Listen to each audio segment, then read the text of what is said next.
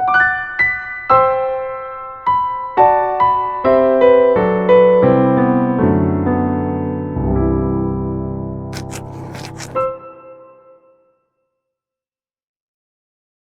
know it's too hot these days, but I had to share this cool sleeve trend with you. Puff sleeves with shoulder पे elastic is too in these days.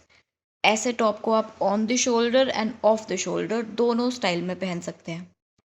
मेरे पास एक crop top है जिस पे shoulder पे strap है। Shoulder का strap मैं निकाल दूंगी और यहाँ पे मैं स्लीव्स को अटैच करूंगी।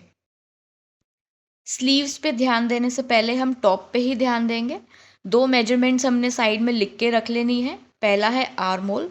ज़्यादातर केस में आर्म होल जो है, स्ट्रैप के बाद वाला आर्म होल जो है वो 3.5 to 4 इंचज़ ही रहेगा, तो एक जगह उसको नोट कर लेंगे। दूसरा मेजरमेंट हमें चाहिए स्ट्रैप का। मेरे केस में फ्रंट एंड बैक स्ट्रैप जो है वो बराबर है, आपके केस में अलग है, तो फ्रंट एंड बैक को टोटल करके आप कहीं साइड में लिख लीजिए। स्ट्रैप का मेजरमेंट एंड आर्म होल का मेजरमेंट हमें स्लीव की कटिंग करने में हेल्प करेगा। मैं यहाँ पे ले रही हूँ ऑलमोस्ट 1.5 मीटर का क्रेप फैब्रिक जिस पे डिजिटल प्रिंट हुआ है। आप चाहें तो किसी और टाइप का भी सॉलिड फैब्रिक ले सकते हैं। आप नेट या जॉर्जेट या शिफॉन टाइप फैब्रिक जिसमें फॉल ज़्यादा है वो फैब्रिक आप अवॉइड कीजिए। आपने ऐसा फैब्रिक लेना है जो थोड़ा सा स्टिफ हो ताकि पफ जो है अच्छा सा फ्लफ़ी फ्लफ़ी सा दिखे। फैब्रिक को मैं 4 पार्ट्स में फोल्ड कर रही हूँ, तो एक बार जब मैं फैब्रिक को टेबल पे रखूँगी तो 4 लेयर्स ऑफ फैब्रिक मुझे दिखेगा। ये है मेरा कॉर्नर पॉइंट जिस पे चारों फोल्ड एक साथ बैठ गए हैं। अब इसको मैं अपना शोल्डर हाइट बना के स्लीव का पैटर्न कट करने वाली हूँ। ओपन एंड की ही तरफ से 3.5 से 4 इंच नीचे की तरफ मार्किंग करेंगे। अब दूसरी मार्किंग हम इस पॉइंट से कर्व बनाते हुए करेंगे। इफ़ यू रिमेंबर, हमने आर्म होल का मेजरमेंट लिया था 3.5-4 इंच के आसपास, तो उतना ही मेजरमेंट लेके हमने यहाँ कर्व बनाना है। अब आपने ध्यान दिया होगा ये जो शोल्डर की तरफ जाता हुआ कर्व है ये काफ़ी वाइड बना है, बिकॉज़ मैंने 1.5 मीटर फैब्रिक को 4 फोल्ड में सिर्फ स्लीव्स के लिए ही यूज़ कर लिया है। तो आपने इस पे ज़्यादा से ज़्यादा फैब्रिक डालना है शोल्डर की तरफ जो कर्व जा रहा है वहाँ। जितना स्लीव राउंड में आप कंफर्टेबल हैं उतना आप यहाँ पे मेजरमेंट करेंगे। मैं यहाँ पे 5 इंचज़ का मेजरमेंट ले रही हूँ।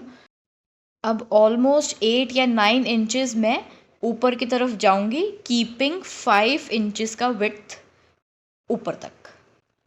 ये मैं क्यों कर रही हूँ? क्योंकि मुझे अपनी रिस्ट से लेके ऑलमोस्ट एल्बो पार्ट तक फिटिंग स्लीव की अच्छी सी चाहिए। सो मैं 5 इंचज़ की ही विड्थ ऊपर तक ड्रैग कर रही हूँ। अब इस पॉइंट से हमने एक फ्री हैंड कर्व ड्रॉ करना है ओपन एंड्स तक। इन केस आप ये स्लीव नेट में बनाना चाहते हैं, सो आई वुड रिकमेंड कि सॉफ्ट नेट ना लीजिए, आप थोड़ा सा हार्ड नेट लेकर आइए एंड सिंगल लेयर की बजाय 2 या 3 layer of net fabric cut कीजिए। उससे बहुत ही अच्छा सा पफ लुक निकल के आएगा स्लीव का। थोड़ा सा सीम अलाउंस छोड़ के इसे यहाँ से कट कर लेते हैं। आई एम श्योर आपने बेसिक स्लीव्स भी कट की होंगी। ये वाली स्लीव उस बेसिक स्लीव से काफ़ी वाइड है, बिकॉज जो ये शोल्डर वाला कर्व आया है इसे हम गैदर कर देंगे। इसमें जब हम इलास्टिक लगाएंगे तो ये गैदर हो जाएगा।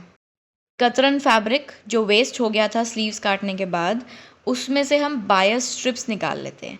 बायस स्ट्रिप्स निकालने के लिए सबसे पहले फैब्रिक को स्ट्रेच करके देखेंगे। जहाँ पे स्ट्रेच सबसे ज़्यादा है वहाँ से ही तकरीबन 1 से 1.5 इंच चौड़ी स्ट्रिप्स को कट कर लेते हैं।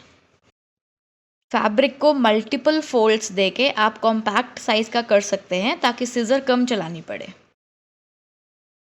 फ्रंट एंड बैक का आर्म होल मैंने यहाँ पे पिन कर लिया है एंड अब मैं इसे स्टिच करने वाली हूँ। आर्म होल स्टिच करने के साथ साथ मुझे साइड भी स्टिचिंग करनी है। यहाँ से भी फोल्ड करना है और इसको मैं तुरपाई से सिक्योर कर दूंगी और सबसे एंड में फिगर आउट करेंगे कि शोल्डर पे क्या करना है। बायस स्ट्रिप को डबल फोल्ड करके स्लीव के फ्रंट की तरफ स्टिच कर देंगे। फिर इसे पीछे की तरफ फोल्ड कर दे के जब स्टिचिंग के बाद, तो फिर हमने एक और सिलाई करनी है लूप बनाने के लिए। लूप क्यों बनाना है? ताकि हम उसमें इलास्टिक को इंसर्ट कर सकें। देखिए मैंने यहाँ पे एक लूप बना दिया है, एक चैनल बन गया है बेसिकली, जिसमें हम इलास्टिक को इंसर्ट करेंगे। नीचे की तरफ से ऑब्वियसली मैंने अभी सिलाई नहीं की है, तो इसके अंदर मैं इलास्टिक इंसर्ट करूँगी। मैं पतला वाला इलास्टिक ले रही हूँ और स्ट्रैप का मेजरमेंट या तो आपने लिख लिया था, पर वैसे मेरे पास ऑलरेडी स्ट्रैप था तो मैं उसके हिसाब से ही नाप ले रही हूँ यहाँ पे। और मैंने चॉक से मार्किंग कर दी। ये मार्किंग काफ़ी गाढ़ी कीजिएगा कि ये हट ना जाए जब आप इलास्टिक को इंसर्ट करें। अब एक सेफ्टी पिन की हेल्प से मैं इलास्टिक को इंसर्ट कर रही हूँ। अभी मुझे ध्यान नहीं देना है कि वो मार्किंग कहाँ है, बस मैं इसको इंसर्ट करना चाह रही हूँ। अभी मैंने यहाँ पे इलास्टिक को कट नहीं किया है, मैंने सिर्फ इलास्टिक पे एक मार्क ड्रॉ किया था। अब एक एंड से इलास्टिक बाहर आ गया। अब आपने इलास्टिक को बहुत ही केयरफुली प्लेस करना है लूप के एकदम एंड तक, एंड एक पिन की हेल्प से इसे सिक्योर कर देंगे ताकि दूसरे एंड से इलास्टिक जो है वो बाहर ना आ जाए। अब दूसरे एंड पे जो ये बहुत सारा इलास्टिक है, इसको हम उस पॉइंट से कट कर देंगे। अब हमने इसको भी केयरफुली प्लेस करना है और पिन की हेल्प से सिक्योर कर देंगे। अगर आप मुश्किल से 4-5 इंच का इलास्टिक पहले से कट करके इसमें इंसर्ट करते तो आई एम श्योर बहुत ही डिफ़िकल्ट होता। अब हमने ये जो ओपनिंग है लूप्स की, इस पे हमने सिलाई करनी है।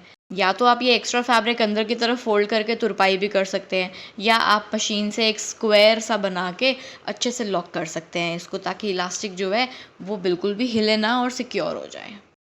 इस सिंपल स्टिचिंग के बाद आपका टॉप रेडी हो जाएगा। Before I show you the finished look, मैं आपको बताना चाहूँगी मेरा एक इंस्टाग्राम अकाउंट भी है जहाँ पे मैं ऑडियंस बिल्ड करने की कोशिश कर रही हूँ, specially for those who are fashion lovers, जिनको स्टिचिंग अच्छी लगती है। मैंने आपके लिए और भी amazing sleeve trends videos plan किए हुए हैं। इसके अलावा मैंने काफ़ी सारे वीडियोस आपके लिए पहले भी अपने चैनल पे अपलोड किए हुए हैं। Now let's see how the top looks.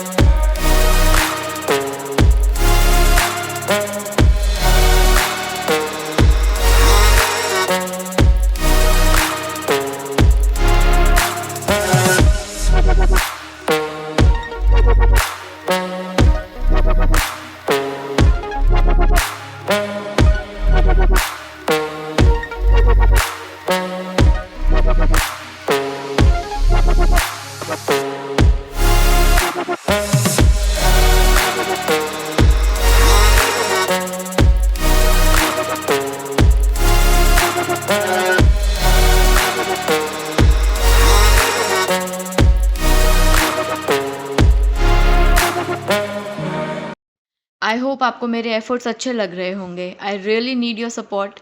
आप प्लीज़ मेरे चैनल पे सब्सक्राइब कीजिए and share my content with your friends and family.